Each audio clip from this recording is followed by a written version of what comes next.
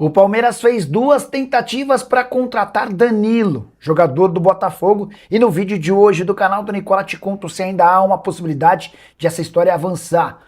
Maior treinador da história do River Plate, Marcelo Gallardo vira fantasma para técnicos de futebol no Brasil. Vídeo de hoje do canal do Nicola traz mais detalhes sobre o tema. Trago informação também do Palmeiras, há 3 meses sem jogar no seu estádio. Últimas de mercado, bastidores, finanças e muito mais. Sem perder tempo, pedir para deixar like, se inscrever no canal e ativar as notificações. Marcelo Gallardo pode trabalhar no futebol brasileiro. Dá para dizer que o ex-técnico do River Plate não vai ter muito mercado na América do Sul, senão no Brasil. É que na Argentina, por conta da sua forte identificação com o River e por conta do seu patamar financeiro, está completamente descartado que ele volte a trabalhar na Argentina. Só para lembrar, nos tempos de River Plate ele ganhava perto dos 3 milhões de reais por mês, algo que apenas Abel Ferreira ganha em toda a América do Sul trabalhando no Palmeiras. Gallardo, que em sua primeira passagem pelo River Plate foi perto da perfeição, tira o time da Série B, ganha uma série de títulos nacionais e internacionais. Ele acaba se mudando para o Al Ittihad, volta para o River Plate, tanto no Al Ittihad quanto no River Plate nessa segunda passagem entre 24 e 26, nenhum título ganho. A tendência é que o Marcelo Gallardo espere por ofertas do futebol europeu, mas seu jeito de lidar com os clubes, ele gostaria de assumir a chave total do clube, para o time profissional, categoria de base, contratações. Esse é o modelo Marcelo Gallardo de ser. Isso faz com que vários times do futebol europeu não aceitem e não levem adiante a ideia da contratação dele. Diante desse cenário, não seria maluco imaginar o Marcelo Gallardo trabalhando no futebol brasileiro. O grande ponto é que ele já disse para pessoas próximas que não se vê trabalhando por aqui. Aguardemos cenas dos próximos capítulos. Pode estar pintando no mercado uma excelente alternativa para times daqui. Quero falar agora sobre o Palmeiras, que completou 3 meses sem seu estádio. A última partida do Verdão no Allianz Parque foi em 22 de novembro do ano passado. Muito tempo para um clube que tem o Allianz Parque como um enorme trunfo. E aqui não dá para desassociar a ideia de que quando não joga no Allianz Parque, o Verdão joga no estádio arrendado por Leila Pereira, presidente do Palmeiras. Fosse outro presidente do Verdão, talvez será que haveria mais pressa do Palmeiras em voltar para o seu estádio?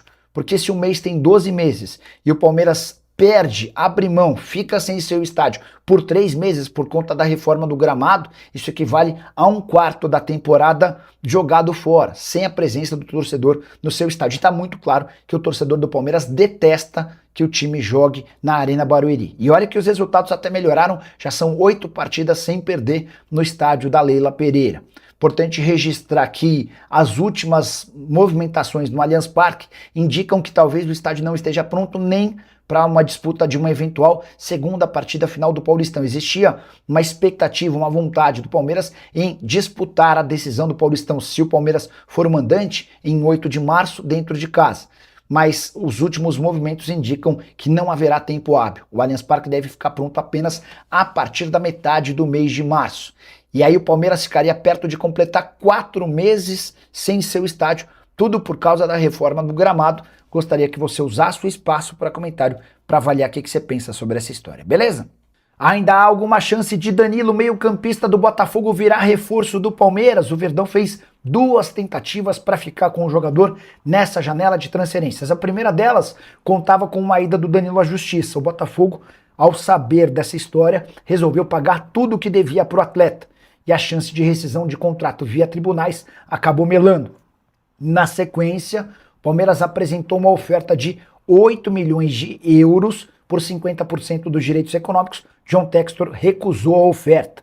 Vale a lembrança de que o combinado entre Botafogo e Nottingham Forest foi para a compra do Danilo por 22 milhões de euros. Diante desse cenário, e voltando a receber absolutamente em dia, Danilo está decidido a permanecer no Botafogo e nem tem mais conversas com o Palmeiras. Até porque dentro de campo as coisas têm funcionado muito bem. O técnico Martin Anselmi gosta demais do Danilo e tem dado uma liberdade que poucas vezes o volante teve. Tanto é que em 7 partidas na atual temporada, Danilo já tem 4 gols marcados e pisa muito mais na área adversária do que nos tempos de Nottingham Forest e também de Palmeiras. Diante desse cenário, o projeto do Danilo é continuar se valorizando no Botafogo, tentar conquistar títulos e esperar por propostas do futebol europeu. Palmeiras, que gostaria de ter o atleta formado em sua base, vai precisar buscar outras alternativas. Tratativas pelo zagueiro Nino também seguem bastante complicadas. E você, o que pensa sobre Danilo, Nino, reforços do Palmeiras? Comente o que quiser no espaço abaixo, só não esquece de deixar like, de se inscrever no canal. A gente se encontra às 7. Tem live do Nicola. Tchau. Mas vamos falar de característica. Porque o Kelvin é um jogador que, por característica, ele é mais ofensivo do que o Giai. Eu acho que eu já até falei sobre isso com vocês. Mas para que você precisa de um jogador ofensivo na lateral se você tem o Alan jogando por ali? Tem o Alan. Aberto, né, Abel? Aberto. Já falei isso com vocês também, porque o Alan hoje aberto, olha o golaço que esse menino faz. Olha a capacidade que ele tem para passar por 2 marcadores, por 2 defensores, para fazer um golaço. Quando ele está onde? Jogando aberto do lado direito. Aberto lá do lado direito. Não adianta trazer esse menino para dentro. Ele perde espaço, ele não tem a sua característica. Ele é podado ali da principal característica dele, que é trazer essa bola para dentro, trazer para o pé esquerdo para finalizar. O Robben, guardado as devidas proporções, mas o Robben da Holanda, vocês lembram, jogou a Copa do Brasil aqui, voou na Copa do Brasil, Copa do Mundo do Brasil, né? Para mim, foi o melhor jogador da Copa. Ele tinha isso como principal característica. Pega a bola na direita, traz para dentro para finalizar de esquerda. E o que o adversário tinha que fazer? Muitas vezes tinha que dobrar a marcação para cima dele, já com o outro esperando ele trazer para dentro. O Alan tem essa característica, ele traz para dentro e finaliza. Para marcar, vai ter que dobrar a marcação também. E aí vai sobrar outro espaço. Então não adianta trazer esse menino para dentro. Ele ali por fora joga muito. E tendo o Alan ali aberto, a gente não precisa de um lateral que tenha como principal característica o apoio, chegar na linha de fundo. Porque, inclusive, ele vai tirar o espaço do Alan. Inclusive, ele vai ficar aberto por aqui, aí o Alan vai ter que entrar por dentro. Aí você pode ter o Giai. Desde que o Giai, que tem a característica diferente do Kelvin, que é mais de marcação, realmente possa entregar isso, né? Possa ser esse jogador de mais marcação. E, aliás, eu acho que se tivesse o Kelvin contra o Soteldo, depois que o Soteldo entrou, já no intervalo, e foi um período que eles ficaram ali no confronto direto, o Palmeiras poderia sofrer muito mais ali pelo lado. Porque o Giai é muito mais forte, muito mais firme na marcação. E o Kelvin ia sofrer com o Soteldo ali, jogando em cima dele. Então, essa outra alteração do Abel foi importantíssima. A leitura do Abel, a visão do Abel, quando percebeu que ter um jogador com essa característica muito leve para cima do Kelvin, ele põe o Giai que marca melhor. E aí não aconteceu muita coisa por ali, não. Teve aquele cruzamento do voleio, né?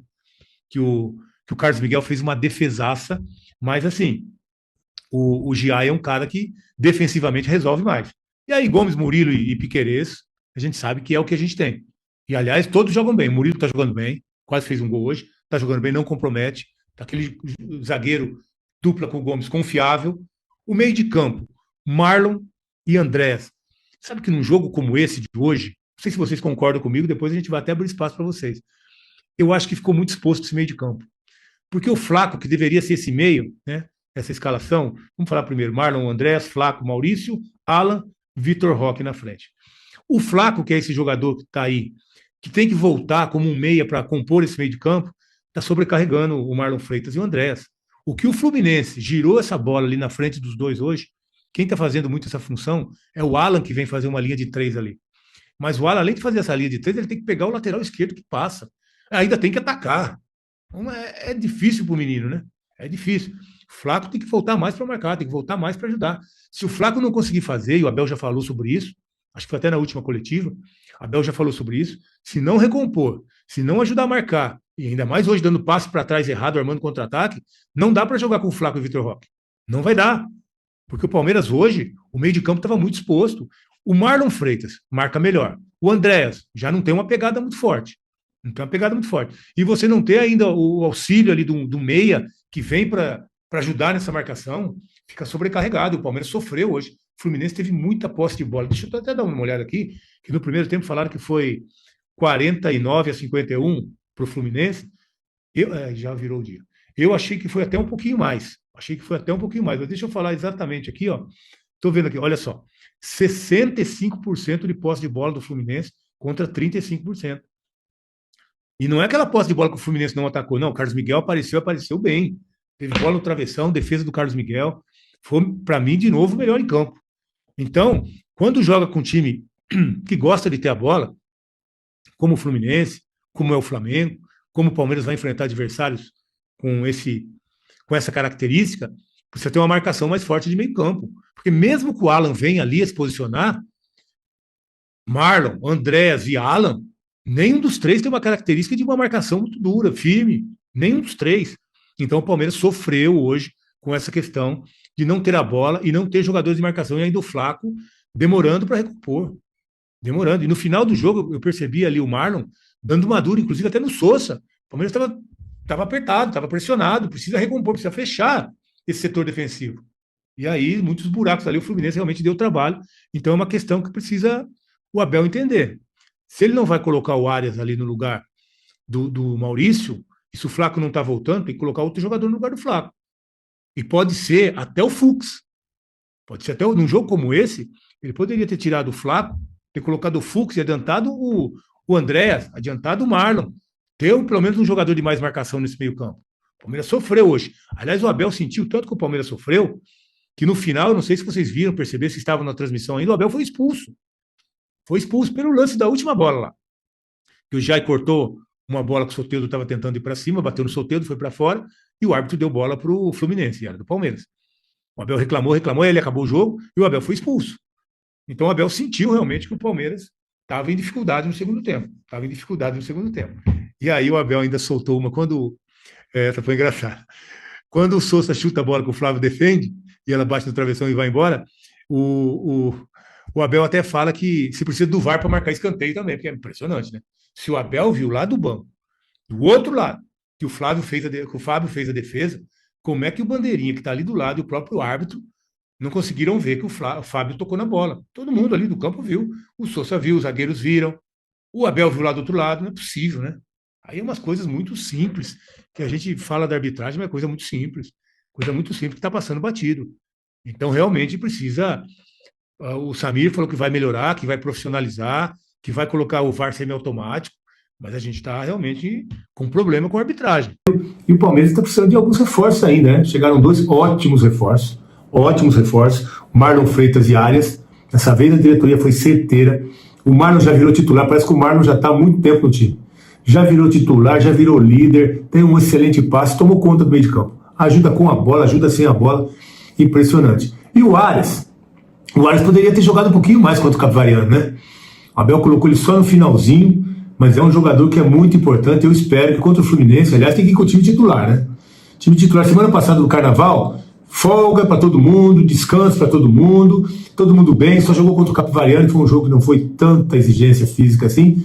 Então tem que jogar todo mundo contra o Fluminense e jogar todo mundo contra o São Paulo.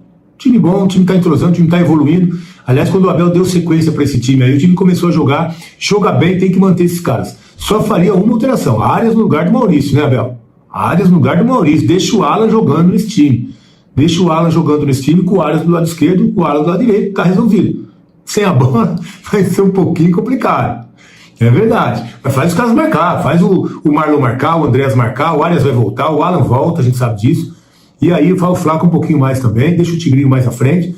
E sem a bola tem que marcar. Hoje em dia não tem como. O espaço do campo é brigado em cada metro ali. Então tem que marcar sem a bola também. Mas o Abel sabe fazer isso como ninguém, na verdade. Mas ainda faltam jogadores para essa última semana, né? E eu fui perguntado na transmissão, para mim o jogador ideal para chegar nesse momento seria o Danilo. O Danilo é um cara que cai muito bem nesse time. Já conhece a academia, gostaria de voltar. O Botafogo já passou por um transfer ban, está quase passando por outro, que não pagou o Luiz Henrique ainda. Textor. Não pagou o Luiz Henrique, uma parte, né?